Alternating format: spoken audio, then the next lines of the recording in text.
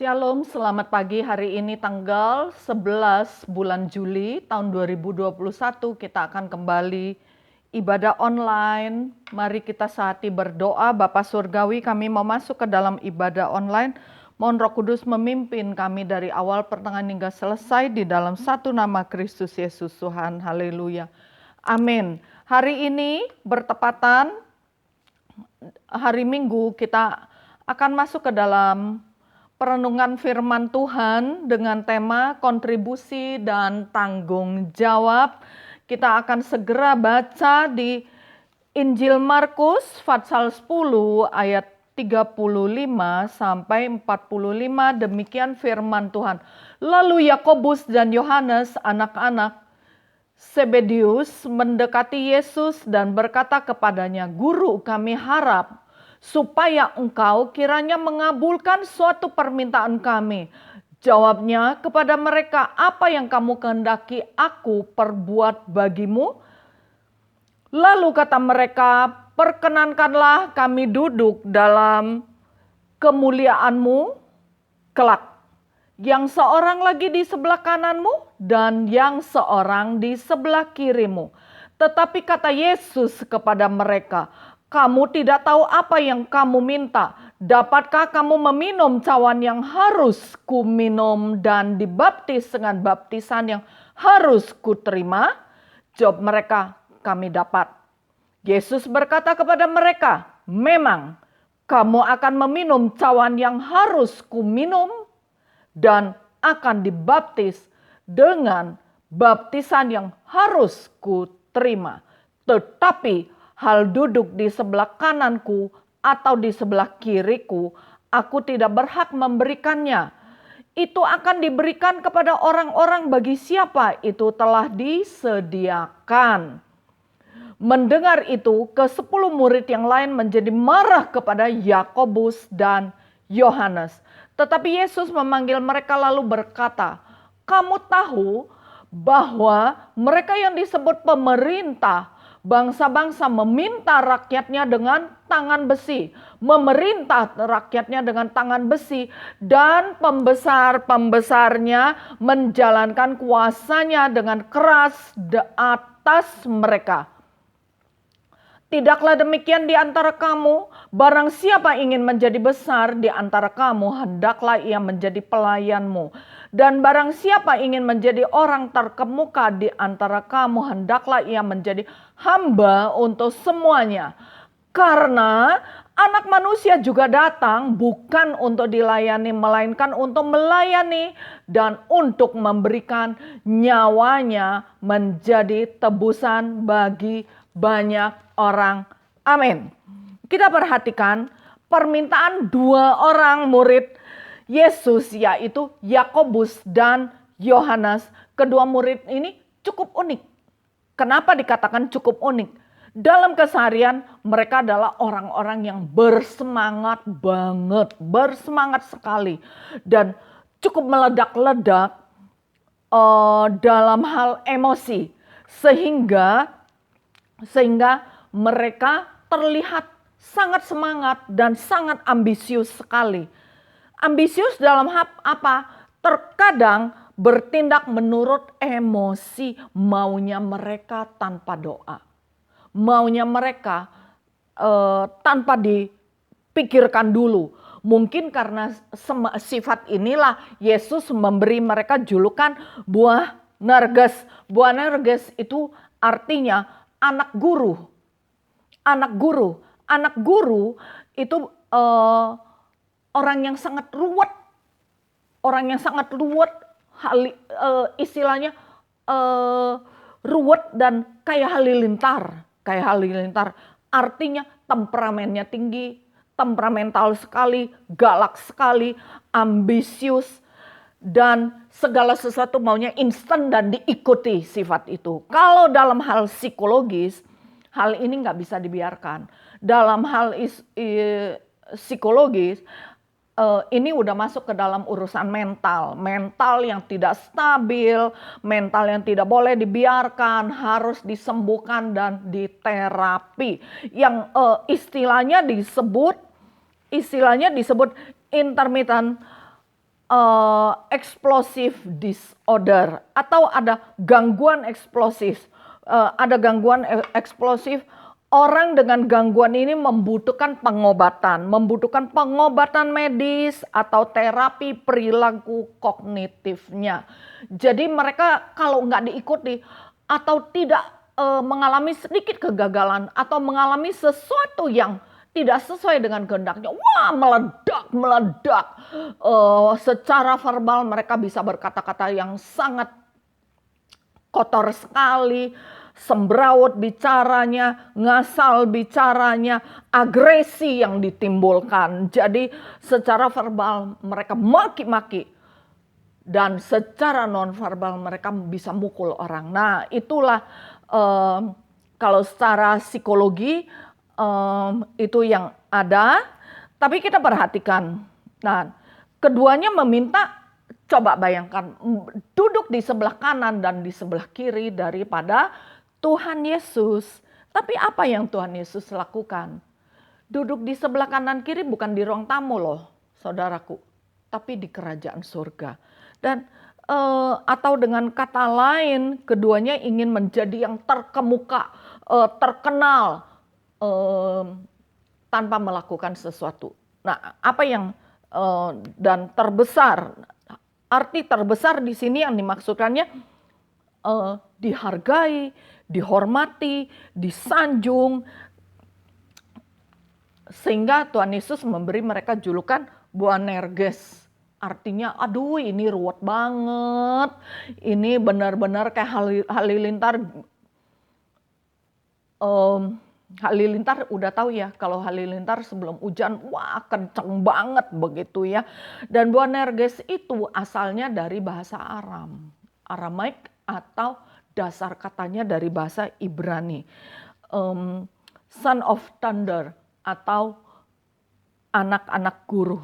Tapi sikap Tuhan Yesus nggak balik marah, nggak balik meledak-ledak, nggak balik emosi, tapi dihadapi dengan kasih dan bijak. Nah, jadi memang urusan begitu harus dihadapi dengan kasih dan bijak. Harus bijak banget menghadapinya dan sungguh-sungguh membimbing dia ke jalan yang benar. Itulah Tuhan kita Yesus Kristus. Sesuai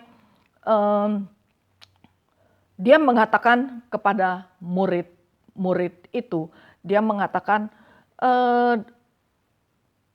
dia tidak menolak, juga tidak menerima, tapi dia mengatakan hal ini tidak bisa diperoleh dengan mudah. Hal ini tidak bisa diperoleh dengan mudah, tapi engkau harus memberi kontribusi kepada kerajaan surga. Dan itu yang dikatakan di ayat 45. Ini poin pertama. Kontribusi apa? Kamu harus rela berkorban. Dan Yakobus Yohanes pun langsung mengatakan, iya mereka siap. Aku mau, aku siap. Itulah yang terjadi, Yakobus menjadi target daripada utama Herodes untuk dibunuh. Karena mereka emosi banget. Itulah segala sesuatu harus memiliki pikiran yang dingin dan baca firman Tuhan. Ikuti apa yang firman Tuhan katakan dan lakukan apa yang firman Tuhan katakan. Jadi bukan bagian hak kita, jangan mau diambil. Tapi kalau kewajiban kita harus lakukan. Amin. Nah, jawaban yang Yesus berikan kepada Yakobus dan Yohanes adalah suatu hal yang sedang dijalani oleh Tuhan Yesus. Jadi apa yang Tuhan Yesus katakan kepada Yakobus dan Yohanes, dia nggak asbun. Banyak kan orang-orang asbun. Tapi dia lakukan untuk menjadi contoh yang baik. Yaitu dia rela berkorban, dia berani bayar harga, dia kasih contoh kepada mereka. Ini loh yang kamu harus lakukan. Kalau kamu mau ada di sebelah kanan dan di sebelah kiriku. Nah ini yang harus dilakukan. Kamu harus rela berkorban, kamu harus bayar harga. Kita ketahui Padahal Tuhan Yesus adalah pencipta langit, bumi, dan seluruh alam semesta. Dia juga penguasa utama di seluruh alam semesta. Dia rela turun ke dunia menjadi manusia seperti Anda dan saya. Seperti kita semua, dalam keterbatasannya, dia siap memikul salib. Nah, dia beri contoh juga. Dia Via Dolorosa, dia memikul salib. Sebenarnya Tuhan Yesus bisa menolak memikul salib, betul nggak? Menolak berkorban. Tapi dia lakukan. Dia rela berkorban, dia pikul salibnya, dia jalan Via Dolorosa. Kalau tidak demikian, kita semua binasa, betul nggak? Dan itu juga yang kita lihat. Tuhan Yesus adalah panutan yang sangat luar biasa untuk kita dalam hal bayar harga. Katakan bayar harga. Katakan rela berkorban. Kita sedikit pun kadang ada orang tidak rela berkorban. Dia mengatakan aku berkorban harus ada benefit. Harus ada keuntungan. Aku belanjain kamu, apa yang aku dapatkan? Aku lakukan ini, apa yang aku dapatkan? Kalau aku tidak dapatkan, jangan mau. Aku melakukan ini dan itu untuk kamu. Betul nggak? Itulah Tuhan Yesus kita. Dia pikul salibnya, dia bayar harga. Oleh karena itu tidak mudah toh. Makanya segala sesuatu jangan emosi meledak-ledak, jangan asbun. Betul nggak? Doakan sungguh-sungguh. Apakah layak dan mendapatkan perkenanan Tuhan?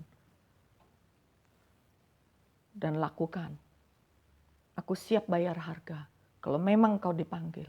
Dan setiap pengikut Kristus dipanggil mengikuti teladan Kristus, yaitu untuk menjadi yang terkemuka, untuk mau dihargai dan dihormati, hormati dulu.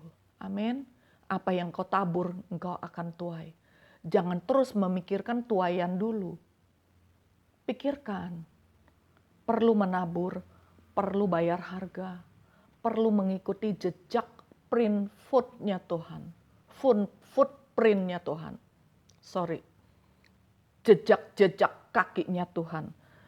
Langkah demi langkah ikuti sampai waktunya Tuhan. Kita mengalami penuaian.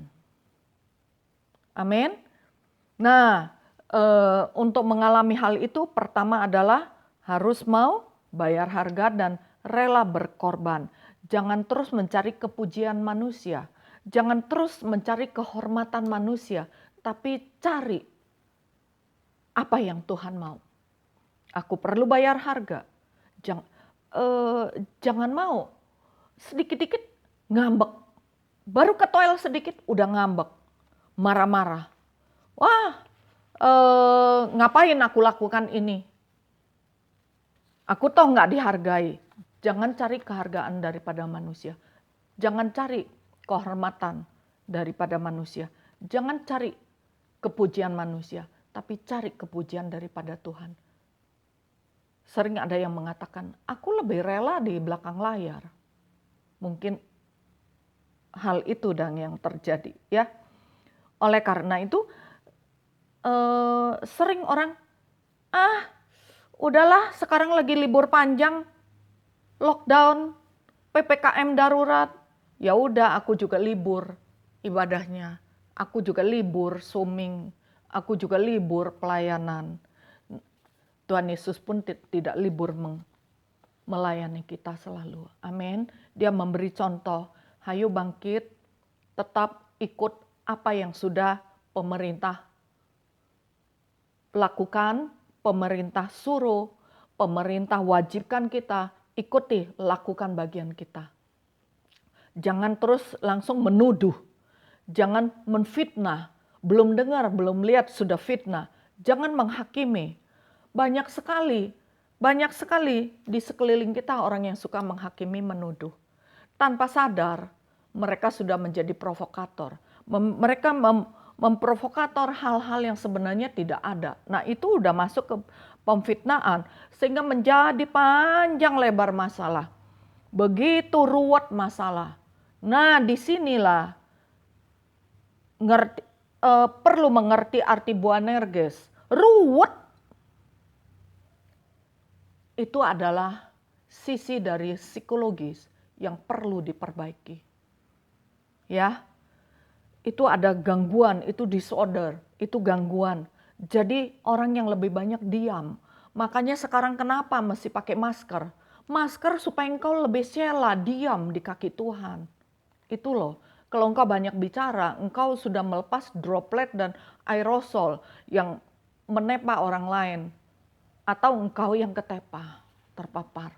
Jangan banyak mobilitas. Mobilitas secara action maupun mobilitas secara bicara. Terlalu banyak bicara. Makin banyak bicara, kata kitab Amsal, makin banyak kesalahan. Nah, jadi kita mending kita memberi kontribusi untuk kerajaan surga. Amin. Ambil poin untuk kerajaan surga. Kalau engkau ambil kontribusi, engkau menjadi kontributor, poin-poinmu di kerajaan surga bertambah. Plus, plus, plus. Tapi engkau kalau menjadi provokator, poinmu tidak ada di kerajaan surga. Bertobatlah, berubah. Engkau akan mengalami penggenapan janji-janji Allah. Menjadi kepala bukan menjadi ekor. Menjadi diberkati keluargamu, keturunanmu. Pilih mana? Puji Tuhan kalau engkau mau mendengar. Jangan terus keliling-keliling di padang gurun. Enggak selesai-selesai. Tidak pernah masuk tanah Kanaan. Tanah perjanjian Tuhan. Yang kalau engkau di tanah Kanaan, engkau menikmati madu dan susunya Tuhan. Penggenapan janji-janji Allah. Tapi banyak yang lebih memilih keliling-keliling padang gurun sampai 30 tahun, 40 tahun, bertahun-tahun. Sampai udah jejekan warna putih pun masih di padang gurun. Itu loh yang sedih liatnya. Hayu, kita lakukan. Layani Tuhan dengan baik, tidak perlu. Kapan saya menuainya? Tabur dulu, berkorban dulu. Amin, puji Tuhan. Tuhan memberkati yang siap mengatakan amin. Nah, Tuhan mengatakan kepada Yakobus dan Yohanes, apakah engkau sanggup menyanggupi hal ini, minum cawan penderitaan? Mereka juga mengatakan iya. Sehingga Yakobus menjadi sasaran Herodes untuk dibunuh. Sedangkan Yohanes dibuang ke Pulau Patmos. Di sana dia bertobat, di sana dia menulis kitab Wahyu. Poin kedua adalah menjadi pelayan hamba. Ada di ayat 43 dan 44 yang mengatakan, tidaklah demikian di antara kamu. Barang siapa ingin menjadi besar di antara kamu, hendaklah ia menjadi pelayanmu. Dan barang siapa ingin menjadi yang terkemuka di antara kamu, hendaklah ia menjadi hamba untuk semuanya. Nah, dan kita tahu ayat 45 mengatakan anak manusia datang bukan untuk dilayani, melainkan untuk melayani. Itulah Tuhan Yesus. Dia datang untuk melayani. Nah, jadi poin kedua adalah menjadi hamba, menjadi pelayan. Dan kita tahu Tuhan Yesus memberi contoh kepada kita, yaitu membasuh kaki murid-muridnya. Tindakan ini dilakukan dengan kesadaran penuh. Kesadaran penuh dalam keadaan sungguh-sungguh sadar apa yang aku lakukan. Tidak ada yang siksa, tidak ada yang paksa, tidak ada yang nyuruh. Tapi dia tahu Bapa Surgawi menghendaki dia melakukan hal itu dan memberi contoh kepada murid-murid Tuhan, yaitu membasuh kaki mereka. Saat dia membasuh kaki mereka, murid-muridnya bertobat dan melakukan hal yang sama sesuai dengan contoh yang Tuhan Yesus sudah berikan. Dan jadi beri kontribusi, kita rendahkan hatimu di hadapan Tuhan dan lawanlah si iblis yang mengganggu pikiran dan hatimu, hati kita. Jadi mungkin kalau di dunia yang terkemuka itu adalah pemimpin, yang terkecil adalah pelayan, mungkin yang pencuci WC, penyapu, dan lain sebagainya. Ya pokoknya yang pelayan lah. Tapi di kerajaan surga, pelayan itu yang akan diangkat menjadi terkemuka. Pelayan itu yang menjadi terkemuka dan dia akan diangkat menjadi kepala bukan menjadi ekor. Selalu mengalami berkat dan tidak mengalami kerugian ya. Nah, jadi pelayan Tuhan itu dia tidak berpusat kepada diri sendiri, dia tidak selfish, dia tidak egois, tapi dia utamakan orang lain. Sikap hati ini yang Tuhan Yesus mau. Amin. Sikap hati. Jadi poin kedua itu menjadi pelayan, menjadi hamba. Artinya Tuhan melihat sikap hatimu. Dan Tuhan tidak bisa dibohong. Tidak bisa dibohong. Nah, seperti di Injil Matius pasal 1 sampai Injil Matius pasal 18 ayat 1 sampai ayat 5 dikatakan dia mengingini hati kita seperti seorang anak kecil yang polos, tulus. Itu yang Tuhan cari. Sungguh-sungguh mengikuti apa yang Bapak Surgawi katakan. Dan jadi orang yang terkemuka itu dia mengambil kepentingan orang banyak, bukan dirinya. Dan di sana Tuhan mengangkat menjadi kepala, bukan menjadi ekor. Dan Tuhan menguji hati kita hari demi hari. Maukah engkau berkorban? Maukah engkau bayar harga?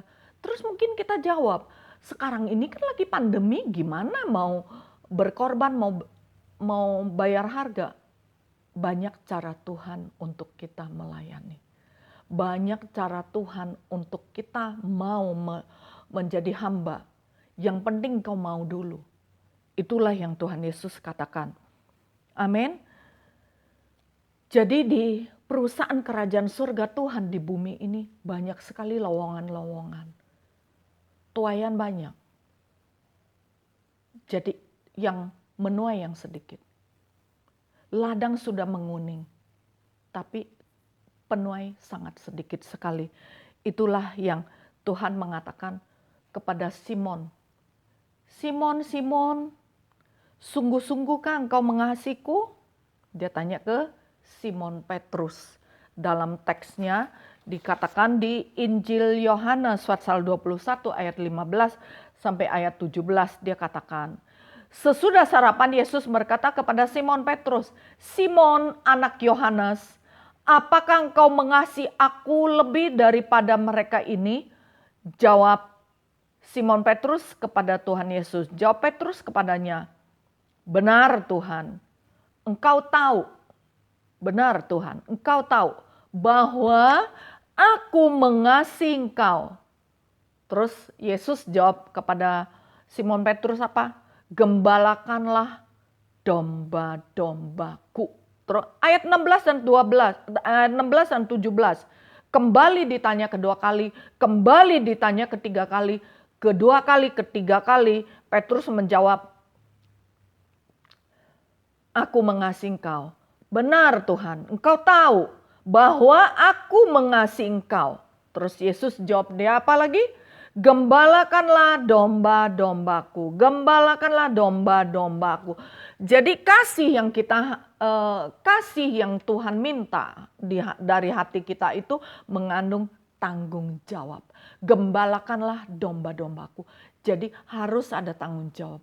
Bukan kau mengatakan, aku mau Tuhan, tapi nggak ada action, nggak ada kontribusi. Cuman mau dipasang nama doang. Tuhan juga tahu. Tuhan lihat hati. Hati, kasih berasal daripada lubuk hati. Dari deep heart. Itu mengandung tanggung jawab. Jadi kita harus bertanggung jawab atas kontribusi yang sudah kita berikan kepada Tuhan. Amin. Lakukanlah. Takut nggak? Tidak takut kalau mengikuti apa yang Tuhan katakan. Karena bukan Ibu Yohana yang mengatakan nggak perlu takut, tapi Tuhan Yesus mengatakan, jangan takut, ini akulah Tuhan. Amin. Jadi Yesus mengendaki kasih kita kepadanya adalah kasih yang penuh, kasih yang full, utuh. Tidak berbagi kepada ilah yang lain. Tidak berbagi kepada dukun-dukun, jampe-jampe, mantra-mantra. Tidak kepada ilah yang lain. Hanya kepada Tuhan Yesus. Hanya satu Tuhan sekarang sampai selama-lamanya. Dulu, sekarang, selama-lamanya. Jadi engkau tidak bisa mengatakan hari Minggu aku ke Tuhan Yesus. Hari Senin, Selasa aku topekong. Kamis, Jumat, Sabtu aku cari dukun. Gak bisa. Tuhan tahu. Tuhan mau tanggung jawab kasih kita utuh, tulus. Tidak bagi-bagi kepada yang lain. Hanya kepada satu Tuhan. Raja, Juru Selamat, Pencipta langit bumi dan seluruh alam semesta. Dan penyelamat kita. Yesus Kristus. Hanya satu. Amin. Di dalam Tuhan Yesus hanya satu. Tulus, full, Paul. Kasih yang penuh tanggung jawab. Itu ada di Injil Yohanes pasal 21. Ayat 15 sampai ayat 17.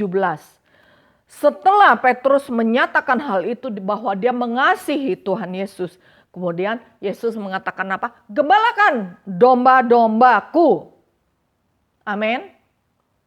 Mungkin kasih yang abstrak itu harus diwujudkan dengan action. Dengan aksi kita. Dengan tindakan kita. Dengan terapkan apa yang sudah kita ucapkan, kita terapkan dalam kehidupan sehari-hari. Amin. Seperti suami istri. Dia mengatakan, yes I do di hadapan Tuhan. Istri menjawab, yes I do di hadapan Tuhan untuk suaminya. Aku mau jadi istri, aku mau menjadi suamimu.